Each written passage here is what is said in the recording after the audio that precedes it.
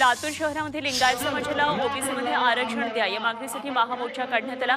सरकारकडून या आधीच लिंगायत वाणी समाजाला ओबीसीमध्ये आरक्षण दिलेलं आहे, मात्र ज्यांच्या दाखल्यावर हिंदू लिंगायत अशी नोंद आहे त्यांना आरक्षण मिळालेलं नाहीये आणि त्यामुळे हिंदू लिंगायत आणि वाणी हे एकच असल्याचं सांगत हा मोर्चा काढला गेला।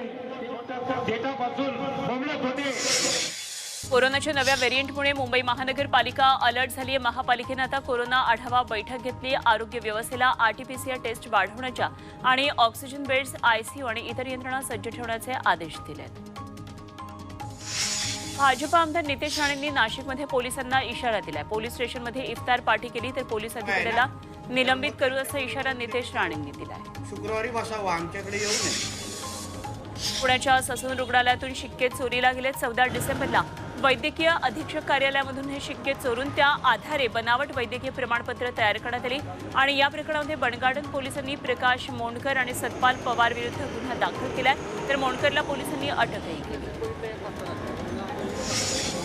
कोल्हापूरमध्ये स्मारकाचं काम पूर्ण नसतानाही छत्रपती संभाजीराजेंच्या स्मारकाचं उद्घाटन करण्यात आलं आणि या प्रकरणामध्ये उद्घाटन करणाऱ्यांवर गुन्हे नोंदवण्याची मागणी हिंदुत्ववादी संघटनांनी केली आहे। तसंच हे स्मारक पुन्हा झाकून ठेवावं, अन्यथा कोल्हापूर शहरातल्या सर्वच कामांचं उद्घाटन हिंदुत्ववादी संघटना करतील असा इशारा देण्यात आला आहे।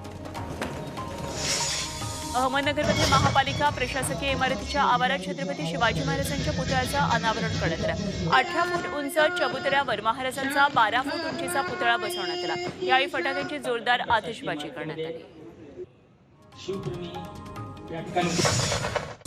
संसदेच्या सुरक्षेची जबाबदारी आता सीआयएसएफ म्हणजेच केंद्रीय औद्योगिक सुरक्षा दलाच्या ताब्यात देण्यात आली आहे। केंद्रीय गृह मंत्रालयाच्या नुकत्याच झालेल्या बैठकीमध्ये यावर चर्चा झाल्याची माहिती सूत्रांनी दिली आहे आणि त्यासोबतच संसदेची सुरक्षेसाठी सर्व्हे करणार असल्याचीही माहिती समोर येते।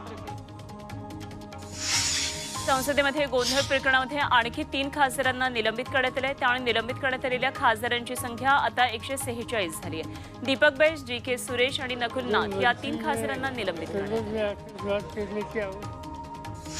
खासदार सुप्रिया सुळे आणि अमोल कोल्हेंना निलंबित केल्याप्रकरणात पुण्यामधल्या मुळशी सरकारचा निषेध करण्यात आला। खासदारांचं निलंबन रद्द न केल्यास सरकारविरोधात जनप्रक्षोभ निर्माण होईल असा इशारा यावेळी दिला गेला। सरकारनं कांदा निर्यातीवरील बंदी उठवण्याच्या मागणीचे निवेदनही तहसीलदारांना खरेदी केला जातोय।